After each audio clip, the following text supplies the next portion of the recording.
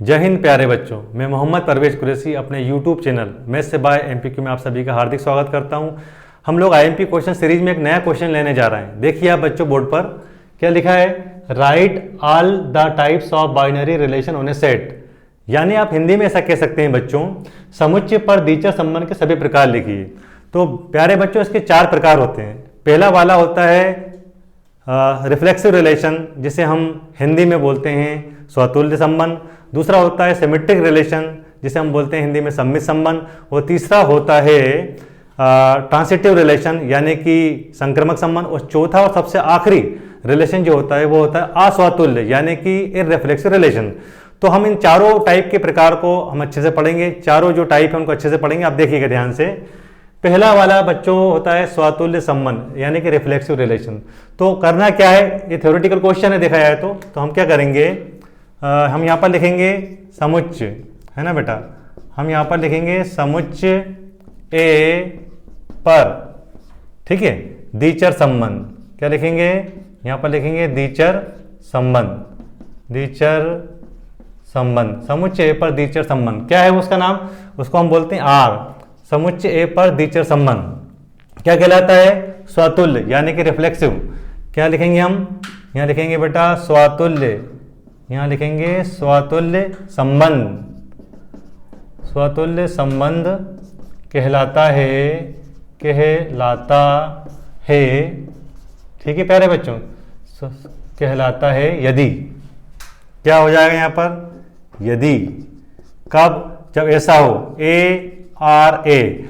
अब A R A जो लिखा है, इससे आपको एक बात तो समझ में आ गई है कि इस टाइप का जो संबंध होता है स्वतुल्य यानी रिफ्लेक्सिव रिलेशन, इसमें सिर्फ एक ही एलिमेंट होता है। अब इसको लिखने का एक और तरीका होता है, उसको ऐसा लिख सकते हैं हम, देखिए ध्यान से। इसको बोलते हैं फॉर ऑल। क्या बोलते हैं, इसको हम बोलते हैं फॉर ऑल, यानी सभी के लिए। हमने मान लिया कि ए जो एलिमेंट है उस ए के अंदर है, यानी ए टाइप का जो एलिमेंट है इस सेट के अंदर है। तो यहाँ से हमें क्या मिलेगा, ए कामा ए इज बिलोंग्स टू आर, यानी जो रिलेशन होगा वो इस तरह का बनेगा आपका। इसमें खास बात देखने वाली ये है कि जो रिफ्लेक्सिव रिलेशन होता है उसमें सिर्फ एक एलिमेंट आता है, उसको इस ढंग से लिखा जाता है। तो हम ये बड़ी आसानी से यहाँ पर कह पाए कि एक सेट ए है, उस पर जो बाइनरी रिलेशन है वो रिफ्लेक्सिव कब होगा, जब ऐसा होगा। अब आप देखिएगा बेटा सेकेंड वाला। तो सेकेंड वाला आप देखिएगा ध्यान से, है ना। हम बताते हैं इसका नाम क्या है, इसका नाम है सम्मित। सम्मित बोलते हैं, सम्मित संबंध, सम्मित संबंध। प्यारे बच्चों, सम्मित संबंध को हम इंग्लिश में बोलते हैं सिमेट्रिक रिलेशन। क्या बोलते हैं, सिमेट्रिक, सिमेट्रिक रिलेशन, है ना, सिमेट्रिक रिलेशन, ठीक है प्यारे बच्चों। अब इसमें क्या होगा, इसमें कुछ नहीं होगा, लाइन यही रिपीट होगी, है ना, यहाँ तक। और यहाँ पर क्या हो जाएगा, सिमेट्रिक यानी कि सम्मित हो जाएगा। तो आप देखिएगा ध्यान से, हम यहाँ पर बोलेंगे समुच्चय, समुच्चय ए पर, ठीक है प्यारे बच्चों, ठीक है। अब यहाँ पर आएगा द्विचर संबंध, समुच्चय ए पर द्विचर संबंध, समुच्चय पर द्विचर संबंध। द्विचर संबंध क्या है हमारा, आर, क्योंकि हम आर को रिलेशन बोलते हैं। क्या कहलाएगा, सम्मित संबंध, यानी कि सिमेट्रिक रिलेशन, सम्मित, सम्मित संबंध, सम्मित संबंध कहलाता है, कहलाता है कब, यदि, इफ, है ना। कब हो, इसमें 2 लोग आते हैं, सम्मित के में 2 एलिमेंट आते हैं। तो इसमें आएगा बेटा ए आर बी, है ना, और इम्प्लाइज बी आर ए। तो आपने देखा ये क्रमनिर्णय नियम की तरह कार्य कर रहा है। ए से बी पर गए, फिर बी से ए पर गए, यानी ए बी को हमने बी लिख दिया। तो ये हो गया हमारा सम्मित संबंध, यानी कि सिमेट्रिक रिलेशन। तो हम यहाँ पर ये कह सकते हैं कि एक सेट ए है जिस पर बाइनरी रिलेशन आर है ना। तो ये सिमेट्रिक रिलेशन कब होगा, जब ऐसा होगा, ठीक है प्यारे बच्चों। अब आप तीसरे नंबर का और चौथे नंबर का रिलेशन भी देखिएगा अभी। तो प्यारे बच्चों, अब हम तीसरा रिलेशन पढ़ने जा रहे हैं, जिसका नाम है, आप बोर्ड पर देख रहे होंगे, संक्रमक संबंध, यानी कि ट्रांसिटिव रिलेशन। ट्रांसिटिव रिलेशन के बारे में आपको मैं एक बात बता दूं, इसमें 3 एलिमेंट होते हैं। हम वो 3 एलिमेंट एबीसी मान सकते हैं। तो आप देखिए इनको कैसे सॉल्व करते हैं। हम यहाँ पर लिखेंगे हम समुच्चय ए पर।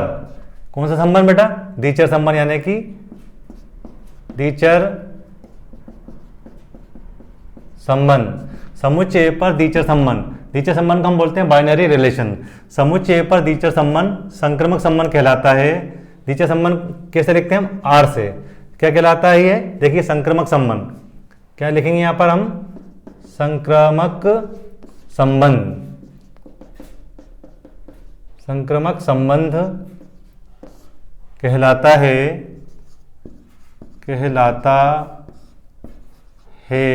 यदि, जैसा कि मैंने आपको पहले ही बताया था कि इसमें 3 एलिमेंट होते हैं, तो उसमें क्या होगा? यहाँ जाएगा ए आर बी, ठीक है प्यारे बच्चों, फिर काम आएगा बी आर सी। तो इसका जो रिजल्ट होता है ना, इसका जो रिजल्ट आता है बेटा, वो ये इनके और इनके बीच में आता है, यानी यहाँ रिजल्ट में आएगा ए आर सी। इसी चीज़ को दूसरे शब्दों में या दूसरे तरीके से हम ऐसा लिखते हैं, यहाँ पर देखिएगा आप ध्यान से, A comma B is belongs to R, फिर comma B comma C is belongs to R, और जब रिजल्ट आता है तो आपको पता है ए और सी आखिरी में आएगा। तो हम इसको कैसे लिखेंगे? ए कामा C is belongs to are. तो आपने देखा कि जो एक सेट है ए पर, उस पर जो रिलेशन है आर, है ना, वो ट्रांसिटिव रिलेशन कब होगा? जब ऐसा होगा। ठीक है प्यारे बच्चों। अब आप अंतिम जो है आपका पार्ट उसको देखिए, उसका नाम है अस्वतुल्य, यानी कि इररिफ्लेक्सिव रिलेशन। क्या बोलते हैं?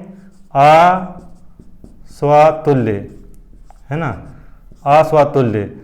ठीक है, संबंध। प्यारे बच्चों, आप अच्छी तरीके से एक बात जानते हैं, ये स्वतुल्य संबंध का जो है अपोजिट है देखा जाए तो इसको हम क्या लिखेंगे यहाँ पर? Irreflexive, irreflexive relation, irreflexive relation.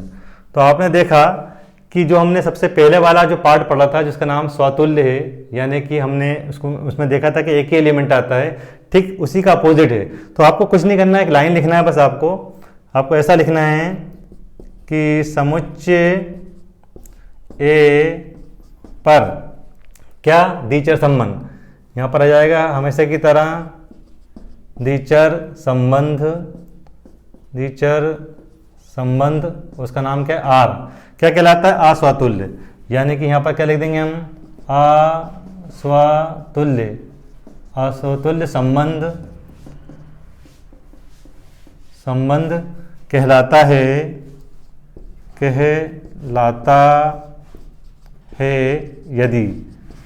ठीक है प्यारे बच्चों, इसमें एक एलिमेंट आता है, आपको मैंने बताया था। तो ये इसमें क्या हो जाएगा? For all A is belongs to A, और उसको लिखने का तरीका ये हो जाएगा कि ए कामा ए, है ना, does not belongs to R. हमने पहले ही बताया था आपको, जो पहले वाला जो रिलेशन होता है इसका अपोजिट है, उसमें क्या हो रहा था? उसमें ए कामा ए आर के अंदर बिलोंग कर रहा था, लेकिन यहाँ पर ए कामा ए आर के अंदर बिलोंग नहीं करता, मतलब उसके अंदर वो एलिमेंट नहीं मिलेगा। तो इस प्रकार हमने आज ये सीखा कि एक समुच्चय के जो प्रकार होते हैं, ये लिखा है ना आपका, द्विचर संबंध के सभी प्रकार लिखिए। तो हमने चारों टाइप अच्छे से पढ़ लिए। ये चारों टाइप आपको बहुत अच्छे से याद रखना है, क्योंकि इन्हीं के आधार पर हमारे आगे के क्वेश्चन सॉल्व होंगे। उम्मीद है आपको हमारा ये वीडियो पसंद आया होगा। अगर आपको हमारा ये वीडियो पसंद आया हो तो प्लीज़ हमारे चैनल को लाइक करें, शेयर करें, सब्सक्राइब करें। धन्यवाद।